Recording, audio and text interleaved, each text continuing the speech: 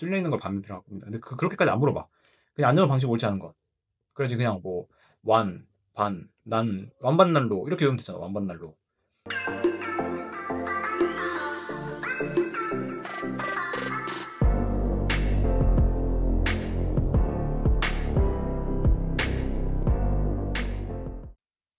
안녕하십니까. 도시철도 2강 3장 영업으로 찾아뵙는 철도왕입니다. 오늘도 여러분들 공부하는 거 어렵지 않게 딱 중요한 부분만 뽑아드리도록 하겠습니다. 강의 찍다 보니까 이제 더 잘 나온 것 같아요. 자신 있습니다. 자, 3장 쓸데없는 얘기 각설하고 먼저 처음 보시면 이제 운전은 연관성이 높다. 그냥 철도가 그렇죠. 그래가지고 타직무와 갈등 가능성도 있고 동일 문제대 시각차 있다. 그리고 철도라는 것 자체를 이제 시설, 전기, 운전 차량, 영업 경험으로 대부분 나온다. 이게 어떻게 시험 문제 나오냐면 그 보기로 이제 운전 직무는 연관성이 적어서 타 직무와 갈등 요소가 적다라고 나온 적이 있어요. 음, 그러니까 이렇게 봐도 그럴듯하고 이렇게 봐도 그럴듯하잖아요. 그래서 한번 보시면 좋다. 그리고 좀 더 이해 잘 되게 실무 얘기 좀 해드리면 그 철도가 제 생각에는 그 조직 이기주의라고 하거든요. 그 망하는 회사의 특징. 그래서 그 JAL이었나? 그 일본 항공도 이것 때문에 망했어요. 조직 이기주의. 무슨 뜻이냐면 이 각각의 전기부서, 운전부서, 차량부서가 그 자기 이익만 생각하느라 다른 직렬을 이제 보내버리는 거예요. 아, 그게 되게 심합니다. 철도는. 그래서 직무 갈등이 매우 심하다. 그리고 또 하나 말씀드리자면 짧게 그게 왜 그러냐면 왜 갈등이 심하냐? 그 사고가 일어나면 일단 연자제예요. 조선시대도 보기 힘든 연자제. 조선시대급 제가 별로 안 좋아하는 그 연자제가 심하고 그래서 그 만약 운전직렬에서 이제 사고가 났다. 그러면 바로 일단 그 승무사업소 소장 바로 직무해제.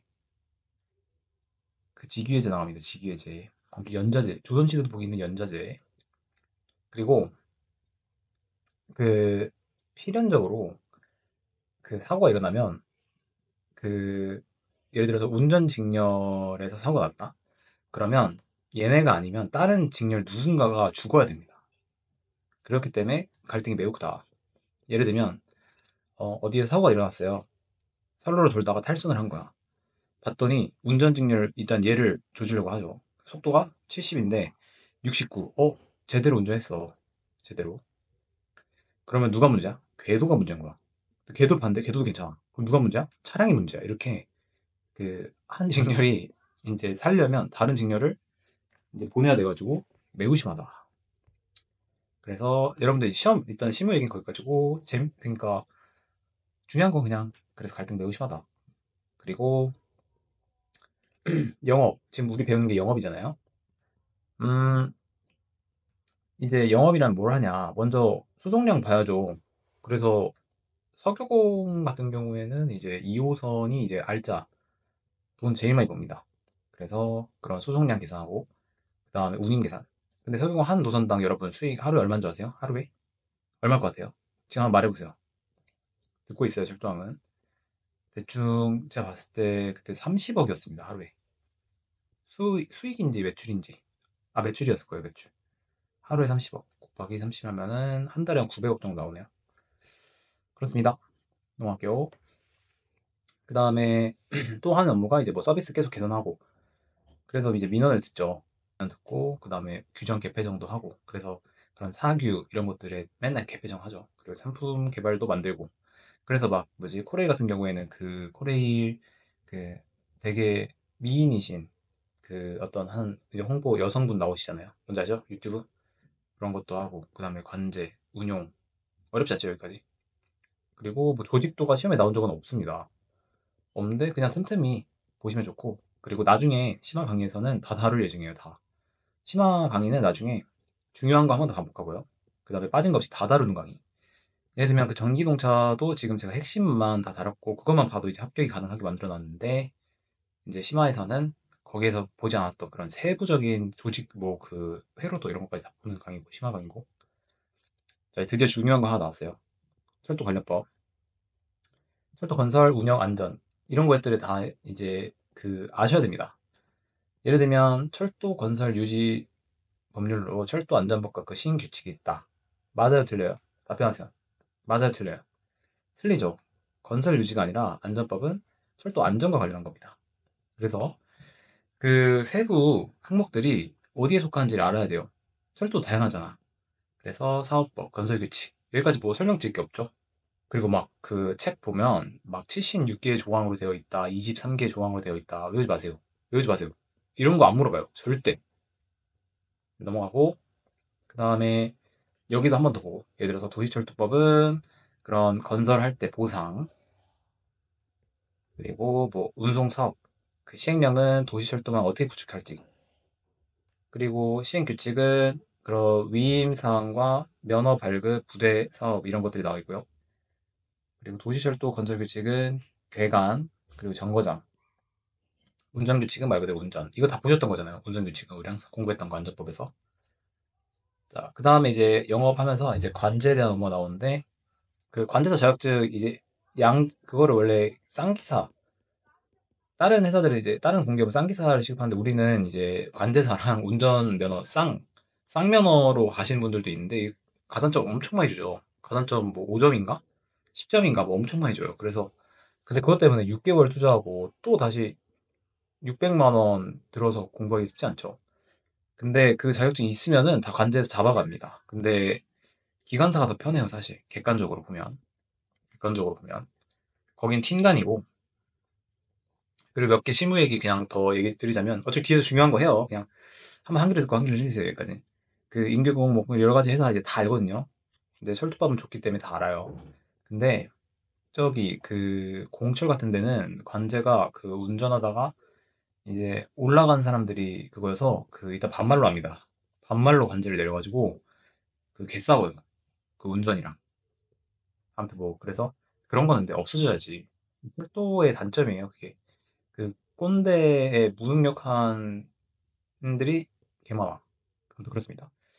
자, 그다음에 관제 사령들이 있는데요.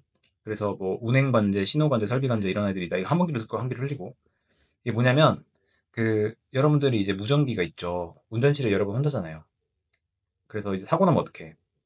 근데 그 관제실에는 여러 가지 사람들이 다 앉아 있어요. 응? 10명이 다 앉아 있어. 그래가지고 차량이 지금 고장났어요. 그럼 차량 관제가 답변해 줍니다. 그 원스텝이라 해가지고 하나씩 다 해줍니다. 그래서 관제에만 연락 잘 하면 된다. 실무에서 끝. 자, 중요한 거 관제 9가지 업무. 첫 번째 확인, 두 번째 감시, 제어, 통제 이런 것도 있는데 중요한 거는 그냥 한번 보고 그게 뭐 어디에 해당하는지만 보시면 돼요. 예를 들어서 이제 열차 상태를 확인. 그 출고할 때마다 항상 얘기해요. 뭐 전부 뭐 영호차로 어디 방향 출고하겠습니다. 차량 상태 이상 없습니다. 이런 거 항상 보고하고 물어봐요. 막 그리고 지금 뭐 5천 몇 열차 지금 전부 몇 호차예요? 뭐 이런 거 물어봅니다. 이런 거. 그 다음에 뭐 감시. 그 앞열차 지금 답심력 안 나갔으니까 주의하세요. 뭐 이런 거 하고. 그 다음에 어디 기계 종착해요? 아니면은 뭐 어디 문 열렸어요? 아니면은 뭐 운행 지장이 있을 때 뭐 물어본다든지 이런 것들을 관제가 한다. 그 다음에 뭐 승인 허가. 그래서 지금 뭐 답심리 마장 상하선관 지금 기계 직원 들어갔으니까 뭐지 그 안 주의운전 하시기 바랍니다. 뭐 이런 것들 얘기해주고 넘어가겠습니다. 그리고 나온 적 없지만 자 그냥 한국철도는 여객상항팀, 물류상항팀, 관역상항팀 세 개로 나눠져 있다 해요. 그래서 여객상항팀은 지하철, 물류는 화물, 관역상항 오케이. 그 다음에 그 절차가 이제 상황 수보, 파악, 전파, 고개 안내인데 이거는 한 번쯤 보고 가면 좋을 것 같습니다. 그래서 상황을 먼저 듣고요. 수보, 그 다음에 파악하고 전파하고 고개 안내. 이걸 순서를 바꿔서 낼 수 있으니까. 예를 들면 뭐 상황을 먼저 파악한 다음에 수보를 해서 전파를 한다든지 아니면 파악한 다음에 고객 안내를 하고 전파한다든지 이럴 수 있으니까. 그리고 이것도 시험에 나온 적은 없지만 자, 팀장은 코레이 기준으로 이제 초동 조치를 하고 팀원 1은 현장 조치, 팀원 2는 고객 안내 이런 걸 한다고 합니다. 한번 보고 가시면 좋고 그 다음에 그 아래에 보면은 이제 전동차가 이제 어떤 루틴으로 돌아가는지가 나와 있는데 첫 번째가 이제 출고 그러면 이제 운행하다가 뭐 착발할 수도 있고 지연할 수도 있고 조정할 수도 있고 한 다음에 이제 입고할 때까지가 한 사이클 루틴이죠. 그리고 이제 착발이란 거는 짧게 설명드리자면, 자, 여러분들, 자, 인천역이 있어요. 그러면은 이렇게 이쪽을 차가 들어왔어요. 그러면은 이렇게 X자로 되어 있죠. 그래가지고 원래는 차가 이렇게 들어와가지고 여기서 운전시 교대해서 이렇게 나가야 된단 말이야. 그죠? 근데 너무 바쁜 거야. 그러면 들어오고 그냥 여기에서 그냥 바로 나가. 이걸 착발이라고 합니다. 역에서 착발하는 거. 입판을 안 하는 거. 그걸 착발이라고 합니다. 자, 그 다음에 그래서 편성 관리, 운행 관리, 현황 조회, 지연 관리 이런 것들이 있는데, 그래서 편성 관리 아까 얘기했던 거 대가리 물어보는 거, 그리고 운행 관리는 이제 착발, 그리고 현황 조회는 운행이에요. 그리고 그 코레일이랑 석유공 용어가 좀 다른데 전 다 두 개 다 다녀봤잖아요. 코레일 같은 경우에는 저기 그 착발대, 아무튼 뭐 그다음에 기회정차 뭐 그런 일본식 표현들 되게 많아요. 근데 전 맨 처음에 착발대가 뭔 소린가 했어. 근데 그게 뭐냐면 이제 제가 들어왔어요. 제가 들어왔는데 저는 지금 저기 X선에 있단 말이야. X선에 있어요. Y선에 제가 차에 있어요. 근데 이제 차가 들어왔는데 착발대래요, 저한테. 그래서 뭔 소린가 했는데 그 먼저 들어온 차가 착발해서 나갈 거니까 대기해라. 착발대라고 합니다. 전혀 기억하실 필요 없어요. 전혀. 그냥 중요한 거는 이제 이런 사이클이고 이런 거고, 그 다음에 제일 중요한 거는 이제 운행 조정, 그 다음에 역명 고시 절차, 이런 게 제일 시험에 나올 가능성이 높습니다. 자, 운행 조정은 먼저 간격 조정, 특별 출고, 운행 따따따 이런 거 5가지 알아보시기 바랍니다. 자, 간격 조정은 여러분들 지하철 타면은 맨날 듣죠? 간격 조정 위에서 안전차와의 간격 조정 위에 이번 역에 잠시 정차 후 출발하도록 하겠습니다. 열차 이용에 참고하시기 바라며 많은 양해 바랍니다. 방송 잘하죠? 칭찬 되게 많이 받았었거든요. 그 간격 조정, 그 다음에 특별 출고는 뭐 버스가 파업했대. 그러면 이제 특별 출고해가지고 차 더 배치하고 조정도 하고 운행 중지도 하고, 그래서 뭐 그 한 명이 억지로 타다가 회송한 적도 있고, 그 다음에 반복 운행 같은 거, 그 다음에 별로 안 중요한데 이제 거기에 무거운 중량전철, 그 다음에 가운데 중량전철, 그 다음에 경량전철 있죠. 무거운 중량전철은 판량 기준으로 해가지고 평상시에 160명 정원으로 합니다. 그리고 응하중으로 이제 승객 수를 계산한다. 그리고 더 중요한 건 이거죠. 영명고시열차. 자, 이렇게 나와져 있는데 계획 승인 2개월 전에 이제 국토부에 제출을 해요. 그러니까 계획 승인 있죠. 2개월 전에 국토부에 제출을 해. 그리고 1개월 내에 이제 승인을 해. 승인을 하고, 그리고 이제 운영을 할 거 아니에요, 실제. 그러면 5개월 내에 거리표를 내요. 거리표. 그리고 3개월 내에 그 거리표를 지정을 합니다. 그래가지고 2153 이거 잘 알아두시기 바랍니다. 알아두시기 바라고, 그 다음에 역무기계, 이것도 시험에 자주 나오죠. 그 역전산기, 이거는 그냥 역 내부에서 총괄. 그리고 발매기, 이거는 사진 안 보여드려도 다 알죠. 그 자동 발매기 있잖아요, 외국인들 쓰는 거. 무인 정산기는 그 내부에서 정산기, 휴대용 정산기는 그 여러분들 가끔 뭐지 뭐 아무튼 뭐 일 있으면 역무원도 와가지고 여러분들 돈 이렇게 계산해주고 정산해주고 가는 거, 한번 저 돈 뜯긴 적 있어요. 그래서 어릴 적에. 그리고 보증금 환급기도 알죠, 500원 나오는 거. 그리고 무인 충전기 게이트 안 보여드려도 되죠. 그 다음에 안내방송, 뭐 육성이나 녹음을 하고, 그리고 그런 그냥 이런 것도 있다. 그냥 한번 보시면 되고 넘어갈게요. 안전종합계획. 자, 다음 연도권 10월 말, 실적 2월 말. 이거 안전부 2장에서 나오는 거 또 설명할 필요가 없잖아.